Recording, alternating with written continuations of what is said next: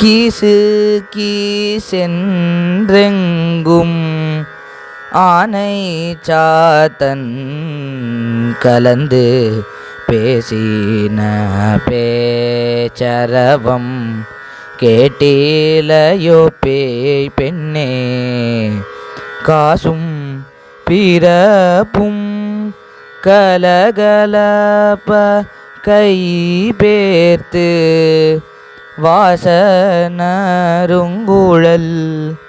ஆய்ச்சியர் மத்தினால் ஓசைப்படுத்த தைரரவம் கேட்டிலையோ நாயக பெண் வெள்ளாய் நாராயணன் மூர்த்தி